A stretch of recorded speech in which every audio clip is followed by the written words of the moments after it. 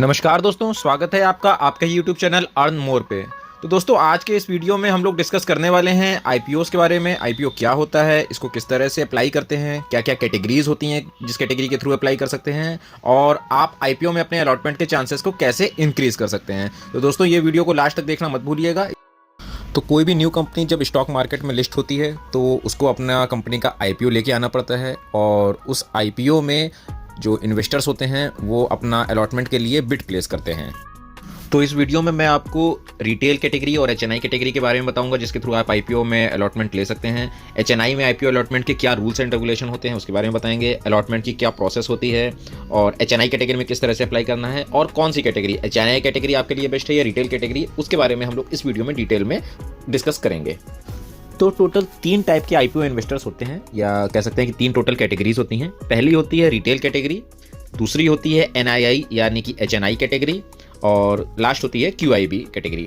तो जो पहली होती है रिटेल इन्वेस्टर्स, यहाँ पे आपको 2 लाख तक की आप एप्लीकेशंस को प्लेस कर सकते हैं, यानी 2 लाख तक की अगर आप बिड लगाएंगे तो ऑटोमेटिक रिटेल कैटेगरी में ही जाएगी। और रिटेल कैटेगरी में आप अपनी बिड को मॉडिफाई कर सकते हैं, उसका प्लेसमेंट को चेंज कर सकते हैं। बुक बिल्ड टाइप आईपीओ में 35% कोटा जो होता है वो रिटेल कैटेगरी के लिए रिजर्व होता है। ओवर सब्सक्रिप्शन के केस में लॉटरी सिस्टम के थ्रू अलॉटमेंट मिलता है। आजकल जिस तरह से ट्रेंड चल रहा है, लगभग सभी आईपीओ जो होते हैं ओवर सब्सक्राइब हो ही जाते हैं। चाहे 10,000 करोड़ का आईपीओ वो भी लगभग ओवर सब्सक्राइब हो जाता है। तो मैक्सिमम केसेस में जो होता है वो लॉटरी सिस्टम के थ्रू ही अलॉटमेंट मिलते हैं। इसके बाद जो सेकंड कैटेगरी होती है वो होती है एनआईआई यानी कि नॉन इंस्टीट्यूशनल इन्वेस्टर, जिसको हम लोग हाई नेटवर्थ इंडिविजुअल यानी कि एचएनआई कैटेगरी भी कहते हैं, और जो कि 2 लाख के ऊपर की बिड होती है वो एचएनआई कैटेगरी के थ्रू ही जाती है। एचएनआई के बाद जो लास्ट होता है वो होता है क्यूआईबी यानी क्वालिफाइड इंस्टीट्यूशनल इन्वेस्टर। तो ये लास्ट कैटेगरी होती है, और ये बेसिकली जो बड़े बड़े फंड हाउसेस वगैरह होते हैं वो इसमें अप्लाई करते हैं। तो हम लोगों के लिए क्यूआईबी कैटेगरी नहीं होती है। एचएनआई में भी 2 कैटेगरी होती हैं, एक स्मॉल एचएनआई होता है और एक बिग एचएनआई। तो एनआईआईज बेसिकली इनके लिए टोटल 15% कोटा रिजर्व होता है, जिसमें 5% होता है स्मॉल एचएनआईज के लिए और 10% होता है बिग एचएनआई के लिए। स्मॉल एचएनआई में आप 2 से 10 लाख तक का एप्लीकेशन की बिड प्लेस कर सकते हैं। अगर आप उससे ऊपर जाएंगे 10 लाख से ऊपर तो आपको बिग एचएनआई के थ्रू अपनी बिड प्लेस करनी होगी। तो अगर आप 5 लाख तक की एप्लीकेशन लगाते हैं उसमें स्मॉल एचएनआई के थ्रू, तो आप कोई भी आप यूपीआई मेथड जो होता है फोन पे वगैरह का, किसी भी जैसे आप ऐप के थ्रू यूज़ करेंगे, ग्रो हो गया, काइट है, या जो भी आप ऐप यूज़ कर रहे हैं, तो वहाँ पे आपका जो अगर आप स्मॉल एचएनआई में 5 लाख तक की एप्लीकेशन लगा रहे हैं तो आप वो यूपीआई मेथड यूज़ कर सकते हैं। और अगर आप 5 लाख के ऊपर का एप्लीकेशन लगाते हैं तो आपको उसके लिए अपने नेट बैंकिंग के थ्रू एप्लीकेशन प्लेस करनी होगी। एक एएसबीए मेथड होता है जो आपको आपके नेट बैंकिंग एप्लीकेशन में मिल जाएगा, उसके थ्रू आप वो 5 लाख के ऊपर की एप्लीकेशन को प्लेस कर सकते हैं। मैं कोशिश करूंगा एक सेपरेट वीडियो बनाने के लिए जिसमें आपको एक अलग से ये एएसबीए मेथड को कैसे यूज़ करते हैं और इसके थ्रू आप कैसे बिड प्लेस कर सकते हैं, उसका मैं एक सेपरेट वीडियो बना के आपको पोस्ट करूंगा। तो चलिए हम लोग अब एलोकेशन रूल्स के बारे में कुछ जान लेते हैं। तो पहले क्या होता था, जब एचएनआई अलॉटमेंट होता था वो प्रोपोर्शनेट बेसिस पे होता था। सपोज करें कि जैसे अगर एक एचएनआई में आपने अप्लाई किया 100 शेयर्स के लिए और आईपीओ अगर 10 टाइम ओवर सब्सक्राइब हुआ है तो इन्वेस्टर को एटलीस्ट 10 शेयर्स उसके मिल जाएंगे। बट 2023 के बाद से सेबी ने कुछ रूल्स में चेंजेस किए हैं, और अब जो एचएनआई में भी अलॉटमेंट होता है वो भी रिटेल की तरह, जैसे रिटेल में होता है लॉटरी बेसिस पे, उसी तरह से अब एचएनआई में भी होता है। और आपको ओवर सब्सक्रिप्शन के केस में जो लॉटरी सिस्टम के थ्रू आपको अलॉटमेंट मिलेगा। और पहले जो प्रोपोर्शनेट बेसिस होता था तो उसमें क्या करते थे लोग, जिनके पास ज़्यादा से ज़्यादा पैसा होता था वो पैसा अपना डंप कर देते थे, और उसमें उनका ये होता था कि जितना प्रोपोर्शनेट में ज़्यादा होगा उसके अकॉर्डिंग उनको मिलेगा ही मिलेगा। बट अब क्या है, एक लॉटरी सिस्टम हो गया है, तो इसमें आपका लक के ऊपर आपको डिपेंड करेगा। और इसमें मैं आपको एक चीज़ और बता देता हूँ, जो स्मॉल एचएनआई होता है इसमें आपका जो मिनिमम बेस लॉट होता है वो होता है 2 लाख रुपए का। और आपको जैसे कि अगर आप रिटेल में अप्लाई करते हैं तो रिटेल में आपका एक लॉट अगर लगभग 15,000 के आसपास बनता है, और उसी तरह से इसमें स्मॉल एचएनआई में अप्लाई करेंगे तो आपका जो मिनिमम बेस लॉट होगा वो 2 लाख का मिलेगा। तो एटलीस्ट आप अगर स्मॉल एचएनआई के थ्रू अगर अप्लाई कर रहे हैं तो आपको मिनिमम टू मिनिमम भी ओवर सब्सक्रिप्शन के केस में 2 लाख रुपए के शेयर्स तो आपको मिलेंगे ही मिलेंगे। जैसे अगर रिटेल में कर रहे हैं ओवर सब्सक्रिप्शन है तो एक ही लॉट आपको मिलेगा, तो वो होगा 15,000 का। बट स्मॉल एचएनआई में वही लॉट हो जाता है वो 2 लाख रुपए का।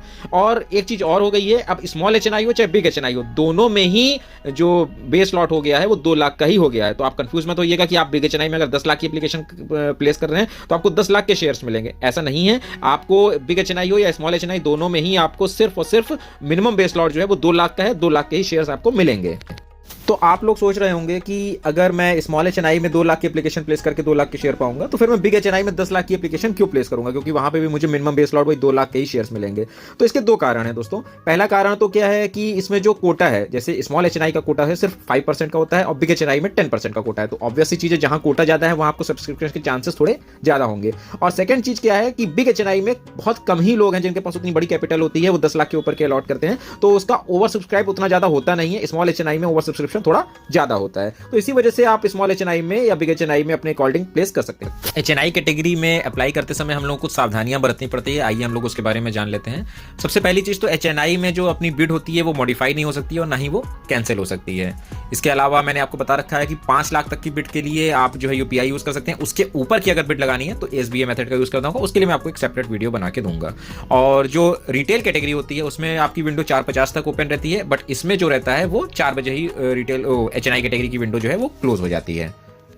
और सबसे इंपॉर्टेंट चीज जो है, अगर आपने एचएनआई कैटेगरी में अप्लाई किया है किसी आईपीओ के लिए, तो आप फिर उसके अलावा रिटेल कैटेगरी में नहीं अप्लाई कर सकते हैं। तो रिटेल या एचएनआई एक ही कैटेगरी में आप उसमें अप्लाई कर सकते हैं। ये नहीं कि आप रिटेल में भी अप्लाई कर लो, एचएनआई में अप्लाई कर लो, ऐसा नहीं होता है। तो अब सबसे बड़ा क्वेश्चन आता है कि अपने अलॉटमेंट चांसेस को कैसे इंक्रीज करें, कि मतलब आप किस तरह से ऐसे अप्लाई करें कि अलॉटमेंट आपको मिले ही मिले। तो दोस्तों इसका कोई श्योर शॉर्ट जवाब नहीं है कि मतलब कोई एक ऐसी टेक्निक नहीं है कि जिसके थ्रू आप अप्लाई करेंगे तो आपको आईपीओ मिलेगा ही मिलेगा। क्योंकि अब क्या होता है, जितने भी आईपीओ में अलॉटमेंट होते हैं वो लॉटरी बेसिस पे होते हैं, चाहे आप रिटेल में हो एचएनआई हो, हर कैटेगरी में रिटेल बेसिस पे ही अप्लाई हो, आपको लॉटरी बेसिस पे अलॉटमेंट मिलता है। तो इसके कोई ऐसा डायरेक्ट चांस नहीं है कि आपको मिलेगा ही मिलेगा, ये प्योरली लक बेसिस पे है। हाँ, आप एक काम कर सकते हैं कि आप एक ही जगह मतलब एक ही अकाउंट से अगर आप 10 लॉट अप्लाई कर रहे हैं, ऐसा मत करिए। आप 10 अलग अलग लोगों के, अपने फैमिली में, अपने वाइफ के, बेटे के, पापा मम्मी, किसी के भी अकाउंट आप ओपन कर सकते हैं। डीमैट, इवन माइनर्स का भी डीमैट अकाउंट ओपन होता है, तो आप वहां से आप जो है अकाउंट ओपन कर सकते हैं और उन सब के नाम पे आप एक एक आईपीओ का लॉट का एप्लीकेशन प्लेस कर सकते हैं। तो 10 लॉट एक अकाउंट होने से अच्छा है, आपकी प्रोबेबिलिटी एक ही की रहेगी। बट आप 10 अलग अलग लोगों की जगह से एक ही एक लॉट अप्लाई करेंगे तो आपकी प्रोबेबिलिटी ज़्यादा बढ़ जाएगी। तो दोस्तों यही एक तरीका है। और अगर अभी तक आपने अपने फैमिली मेंबर्स के अकाउंट को, डीमैट अकाउंट नहीं ओपन कर रखा है, तो आप नीचे मेरे दिए गए लिंक से भी वो अकाउंट को ओपन कर सकते हैं। और अपने घर में जो अगर कोई छोटे बच्चे माइनर्स हैं, तो माइनर्स में भी आपका आईपीओ डीमैट अकाउंट ओपन हो सकता है और वहां से आप आईपीओ की एप्लीकेशन प्लेस कर सकते हैं। दोस्तों आपने भी अगर कभी एचएनआई या रिटेल कैटेगरी में आईपीओ अप्लाई किया है और आपको मिला है या नहीं मिला, ये आप अपना एक्सपीरियंस नीचे कमेंट करके जरूर बताइएगा। और इस वीडियो में अगर आपको किसी भी तरह की कोई दिक्कत हो रही हो या आपको किसी भी तरह के कोई क्वेश्चन से क्वेरीज हो, तो आप नीचे कमेंट कर सकते हैं। मैं उसका आपको रिप्लाई करने का पूरा कोशिश करूंगा। थैंक यू दोस्तों, अर्न मोर करते रहो।